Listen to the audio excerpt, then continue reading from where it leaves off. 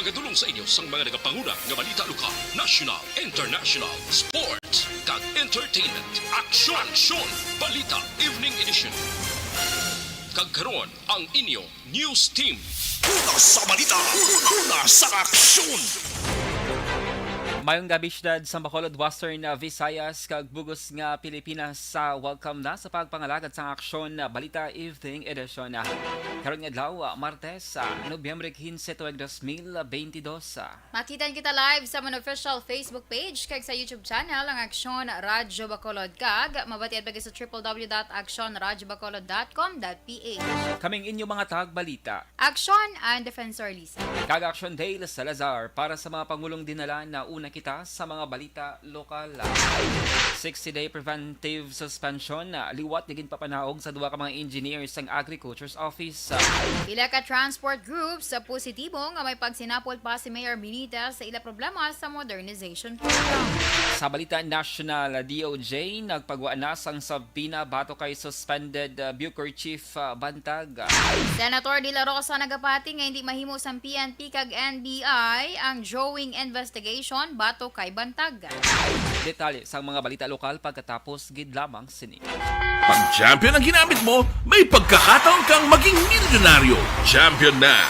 Milyonaryo pa! Ilagay sa isang papel ang iyong name, age, address, phone number at pirmahan. Ilagay sa isang white legal-sized envelope at lakipan ng alinman sa mga required proof of purchase. Kasama dito ang tamang bilang ng empty sachets, wrappers at mga pouch ng Champion Superpower Detergent at Champion Antibacterial Fabricon. Sa labas ng envelope, ilagay ang promo title, ang POP na ginamit at MBC station na yung pinakikinggan. At ihulog ang iyong entries sa mga drop boxes na makikita sa iyong mga favorite MBC radio stations. Mas maraming entries, mas malaki ang chance mong manalo. Mamimigay kami ng 1 million pesos sa ating grand draw at libo-libong piso pa in cash sa mga weekly draws na magaganap sa mga MBC radio stations nationwide. Champion na! Milyonaryo pa! Champion, tapat po sa inyo! Brought to you by Champion Supra Power Detergent with X-Stain Technology at Champion Antibacterial Fabric Conditioner.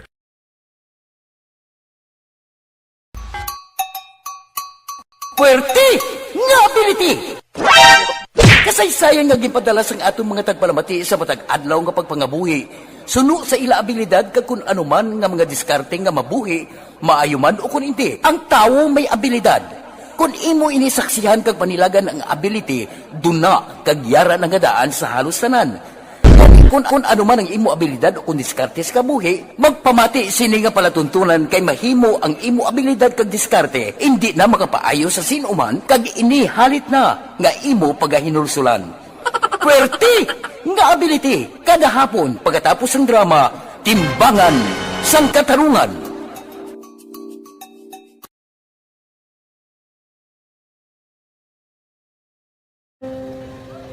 Umpis ana, ano nang nauya ako mangulam. Ay, siyempre, pigado, tas ay kay, ano ko sila, madisurbo ko sila lang, tapos kita, kakulbaan ko kay, basi, hindi ko mapasar kay.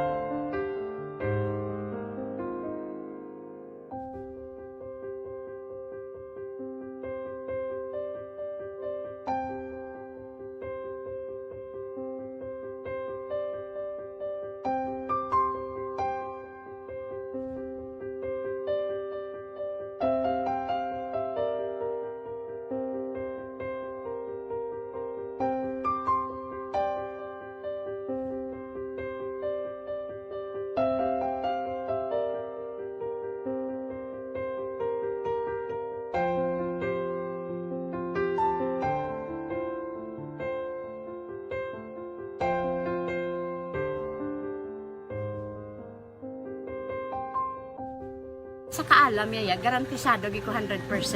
Pero ang kapigaduhon ang maginanggaduso nga do hindi yagin matuman ang handog niya. Pero permi di siya, gaano sa Ang inyo? permi gid siya kay hinablos ko siya pero Oo. bali hindi man ko kabuli gi siya financially.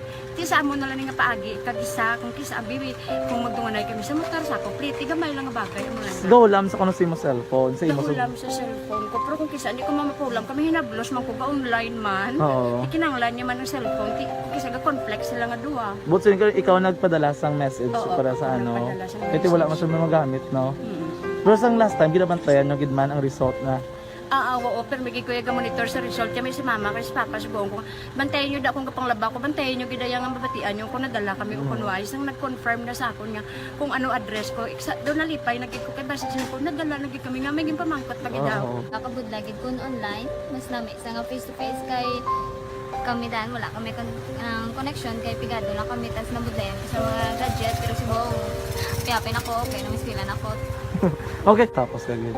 gusto ko makatapos sa eskwela bis kaan may COVID pa tapos ang Tapos sa mga skila. Last time anto na do medyo emotional ka kay gaabal mo gapanghulam ka lang phone. Anong gakatabo kung maghulam ka lang ano kung magklase di?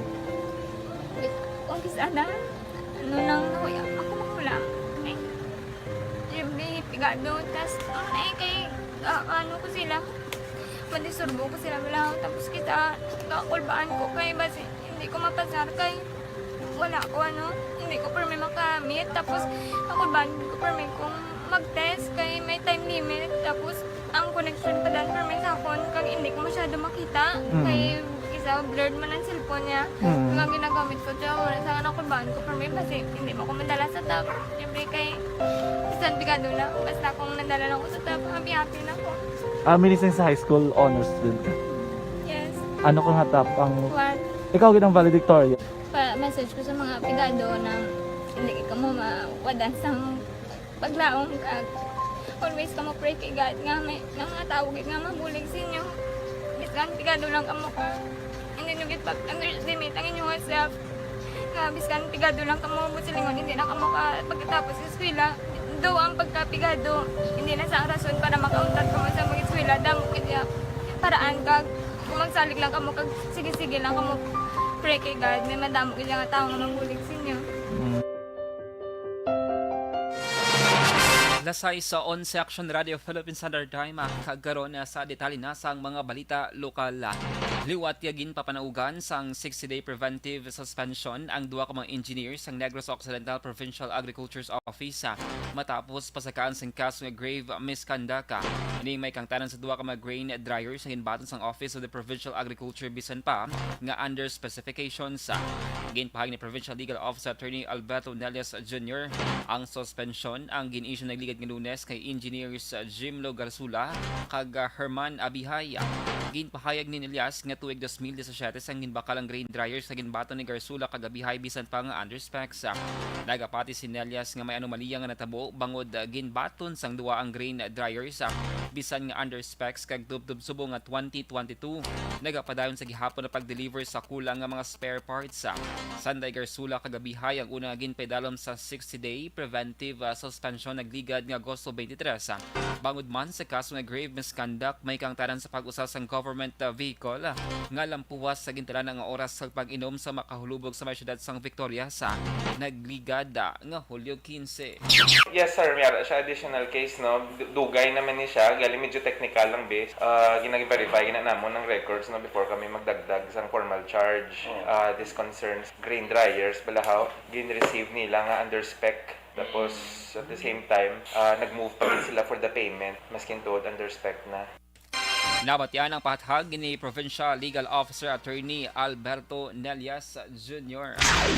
Nagbaton sang 100,000 pesos nga cash award ang centenarian sa Barangay Damgo sa Banwa sang Ibi Magalona halin sa gobyerno provincial sang Negros Occidental sa isa ka seremonya sa Marion Hall Municipal Building kay nasang aga.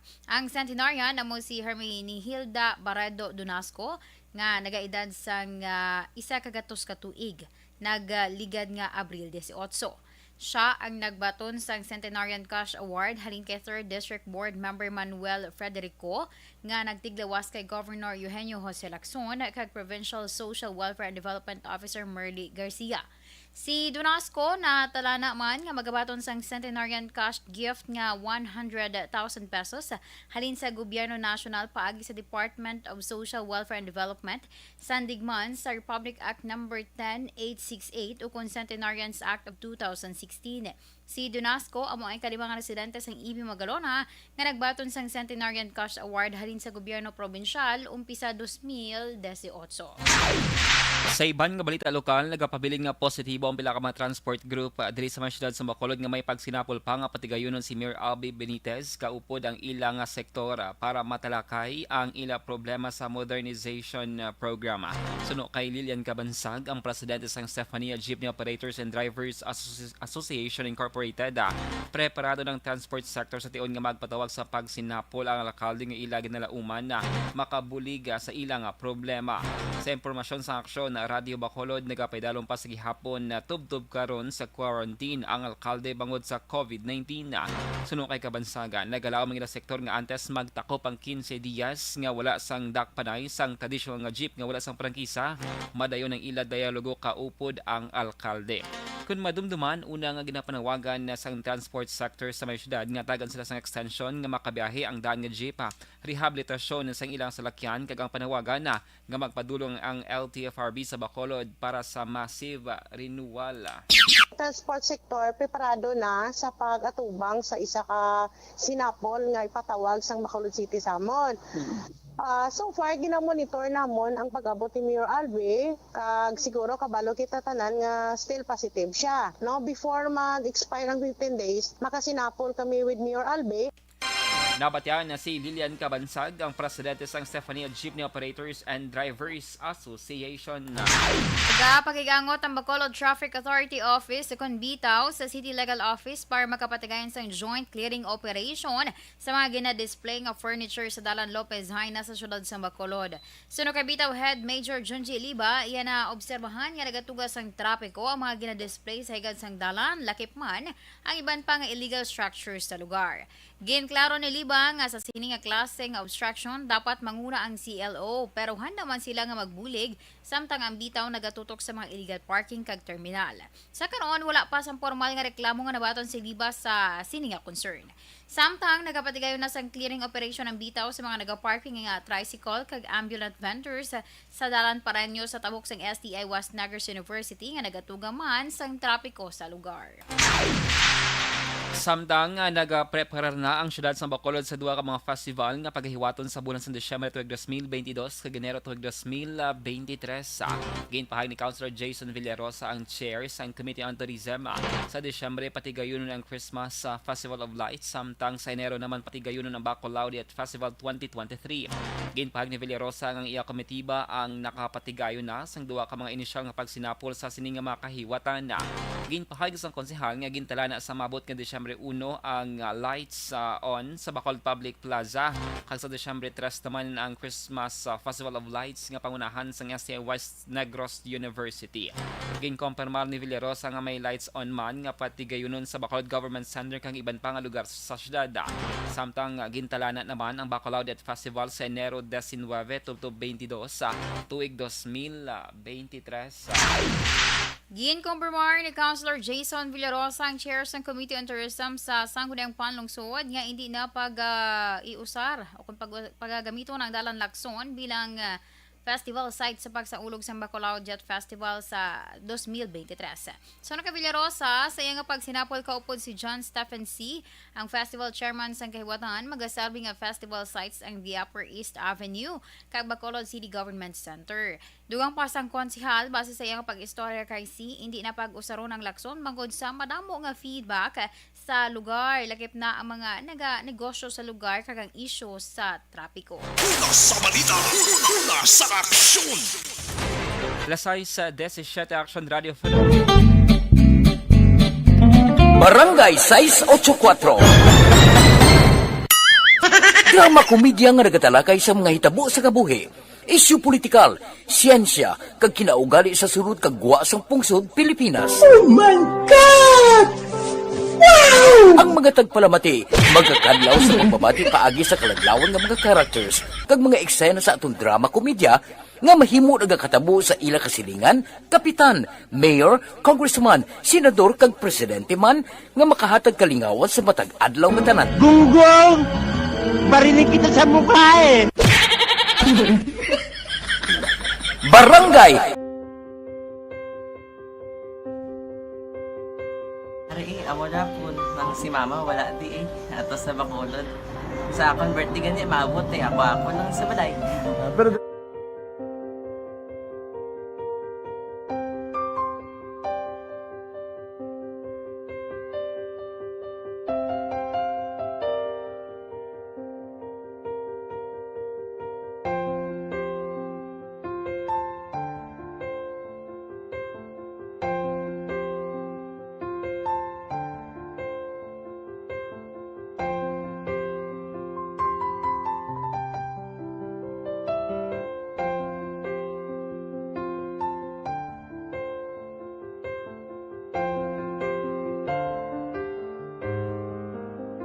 teka, kamusta man?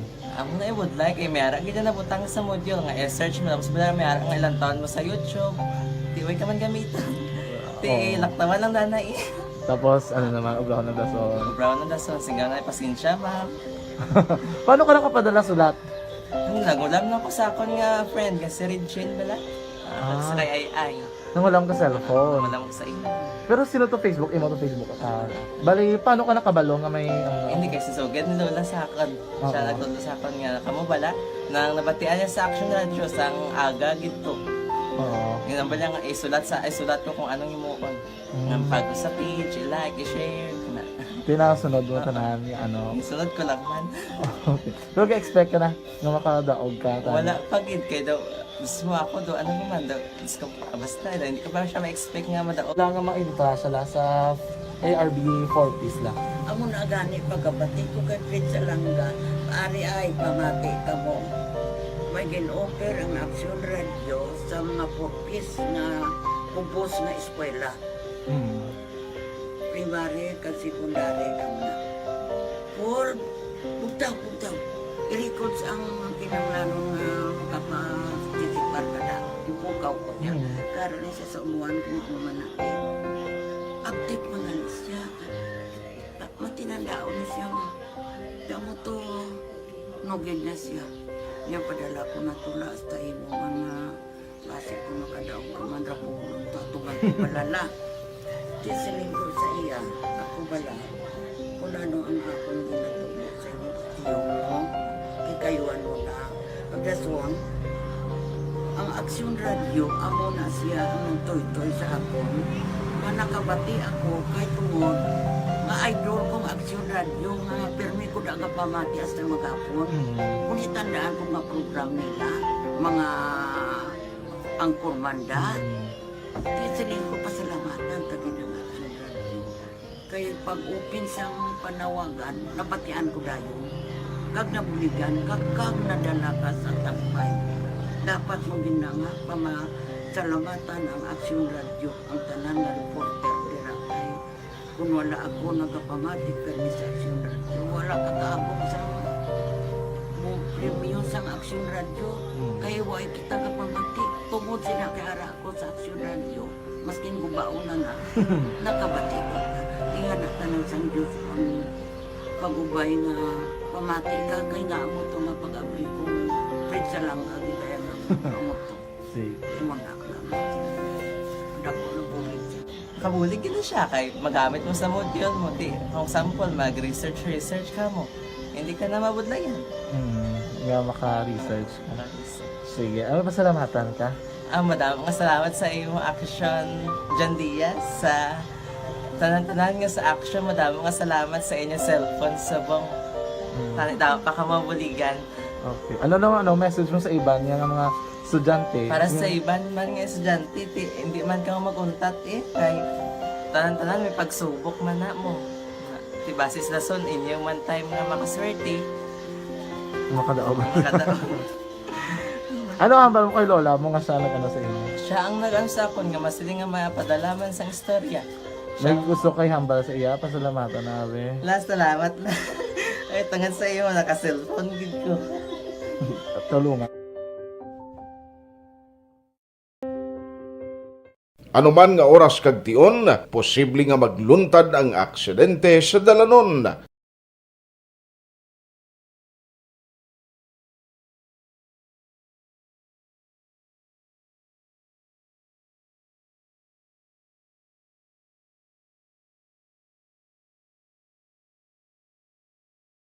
Yari ang pila ka mga road safety tips para malikawan ang vehicular accident.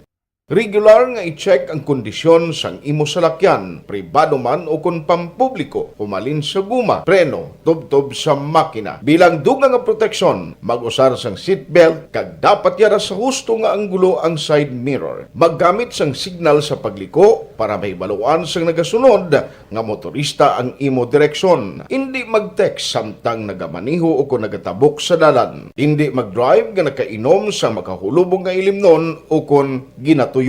I-check ang imo speed limit kag mag-slow down kung madanlog ang dalan. I-check ang blind spots. Magbahar kung may nagatabok nga tawo sa pedestrian lane. Magsuksok sang helmet sa mga nagamaniho sa motorsiklo o kung nagabike.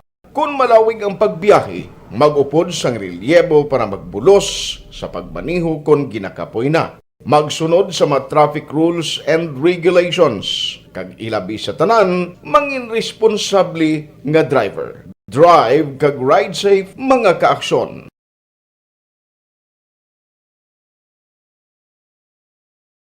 Ikaw bala nagahuragaw kung magtulog? Ari may mga pamaagi para nga malikawan o kung madula ang imo paghuragok sa tion sang imo katulugon. Ang paghuragok o kung snoring, isa ina ka sleeping order. Sa diin, nagakasupnan ang pag-ilig sang hangin sa inyo pagtulog nga nagaresulta sang vibration. Una, pataason o kung i-elevate ang imo ulunan. Kinahanglan nga mataas jutay ang imo ulo para nga maayo ang pag-ilig sang hangin nga nagasulod sa imo tutunlan. Ikaduha, magtulog nga nagatakilid. Sa detalye na sang mga balita national, nag-issue ng Department of Justice o kon DOJ sang sabina kay suspended Prisons Bureau Chief Gerald Bantag angot sa kamatayan sang broadcaster nga si Percy Lapid. Ang sabina ang napet sa Nobyembre 14 kon kahapon nga daw nga nagamando kay Bantag nga magtambong sa preliminary investigation hearing sa Nobyembre 23 kag Desyembre 5 2022. Suno kay Senior State Assistant Prosecutor Charlie Guhita, ang sabinang ginserbe sa katapusan nga address ni Bantag sa may syudad sang Caloocan na. Pero klaro ni Guhit nga wala na nagatiner sa mga lugar si Bantag, humali na ginapoint sa Bureau of Corrections bilang Director General. Wala naman sa impormasyon ng Senior Prosecutor sa ginaligar address ni Bantag sa may syudad sang Baguio. Una na nga ginaangot si Bantag na ginaligar mastermind sa pagpatay kay Lapid, nagligada nga bulan na. Nagapati si Senator Ronald De La Rosa nga hindi mahimo sa National Bureau of Investigation o kun NBI kag PNP ang drawing investigation bato kay suspended Bureau of Corrections Director General Gerald Bantag. Ini ang reaksyon ni De La Rosa sa mapamangkot angon sa statement ni Bantag nga nanawagan sa pagpadaog sa pwesto ni Justice Secretary Jesus Crispin Remulla tungod sa aligasyon na nagapasilabot sa investigasyon sa pagpatay sa broadcaster nga si Percy Lapid. Subong nga madamo ang nakatutok sa kaso sa pagpatay kay Lapid, kumpiyansa sa De La Rosa nga manindugan ng PNP kag NBI sa resulta sang ilang nga investigasyon. Sa iban nga balita national, hilway na sa bird flu ang probinsya sang Bataan. Base sa Memorandum Circular number 39 series of 2022 sa Department of Agriculture kon DA, gindeklarar ni Agriculture Senior Undersecretary Domingo Panganiban ang avian influenza freedom sang among nga probinsya. Marso subong nga tuig sa nagpositibo sa H5N1 ang isa ka duck farm sa may Bataan. Suno kay Panganiban, matapos ang insidente nagpatigayon ang DA kag natungdan nga mga ahensya sa investigation, immediate depopulation, cleaning kag disinfection, lagif man ang movement restriction kag surveillance sang apektado nga lugar. Sa datos sang Bureau of Animal Industry, nagapakita nga wala sang bird flu cases nga ginreport sang Oktubre 14 to 22, 2022. Sa record sang DA, siyam tanan ka mga rehiyon, 18 ka mga probinsya siya sa 68 ka mga banwa kag 136 ka mga barangay ang apektado sang bird flu humalin Enero tuig 2022. Nakigsapol si Presidente Ferdinand Marcos Jr. sa mga opisyal sa National Economic Development Authority (NEDA) mayangod sa Philippine Development Plan sa 2023 tubtob 2028. Suno kay Office of the Office of the Press Secretary, gintalakay man ang mga measures sa pagsolusyon sa pagbahangkat nga ginapatubang sa pungsod. Sunod naman kay NEDA Chief Arsenio Balisacan ipresentar ang plano sa masunod nga bulan bilang parte sa economic recovery tuyo sang Philippine Development Plan nga makahimo sang dugang nga trabaho sa mga Pinoy kag mapanubo ang poverty rate sa Pilipinas. Sa balita, sa aksyon! Action Radio Philippines Standard Time alas 6:29. Inyo nabatian ang kabugusan nga mga balita sa Action Balita Evening Edition. Karon nga daong Martes, Nobyembre 15, 2022. Salawat kaming inyo mga tag-balita. Action ang Defensor Lisa. Kag-Action Day Salazar. Una sa balita, una sa aksyon. Sa Bacolod Action Radio. Action Radio!